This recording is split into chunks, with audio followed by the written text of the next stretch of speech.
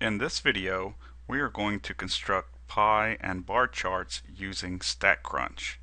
The data that we are using is the student survey data from the early fall '09. We will begin with a pie chart. First thing we do is go to graphics, select pie chart, and this time we want with data because the data that we're using is from the student survey. We are going to look at expectation. So we scroll till we see expectation, click on it, okay. Now we hit next. Here's some different options. We're going to make this simple so we can just go to next. We can put a title in if we would like. I'm just going to go ahead and leave it optional. Hit next. And again, here's some more options. Well, I don't think we need that. Hit create graph. And very quickly StatCrunch produces a pie chart. If we look at the key, the legend sometimes it's called, we can see that StatCrunch automatically gives us corresponding percentages for each sector. So the largest is bachelor's, which is almost about 50%. Graduate is next, which is about 41%. Don't know, a little over 7%. And the associate junior college is about 2%. Now if we notice here, we can also see the count for each output for this variable expectation. There were 3 students, 74 students for bachelor's, 11 for I don't know, 61 for graduate. So if we would like to copy this into Word or PowerPoint, we can go to options, choose copy, and then open our applications and paste it in. Okay, next we're going to look at bar charts. And the way we do that is we go to graphics, bar chart. Again, this time we want it with data. We select what variable we want. I'm going to stick with expectation. Select it. Goes in this window. Okay, here's some different options. We're going to keep it simple.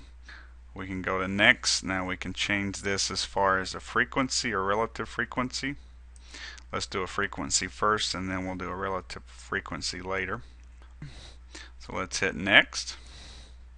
Okay, we can label our X and Y axis if we'd like.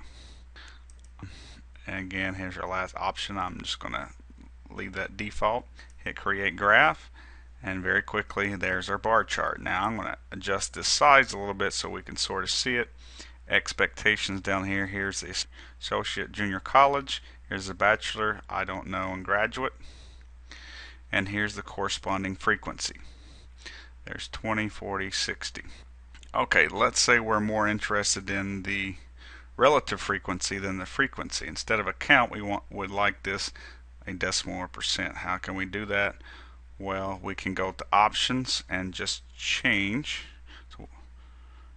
our scale. So we're going to hit edit, then we go back again, and where it says type, instead of frequency we want relative frequency.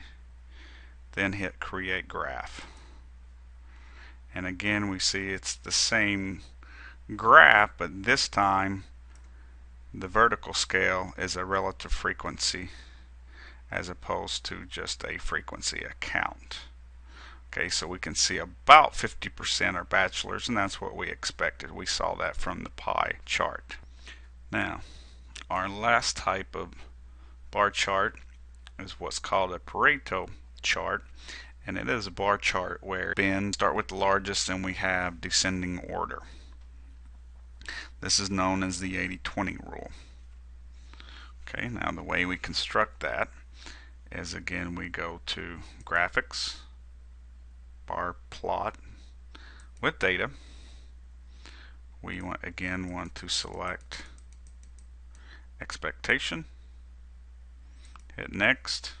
We can go for frequency or relative frequency, and where it says order by, we would like the counts to be descending, and that means each corresponding bin will get smaller and smaller as we go to each bin.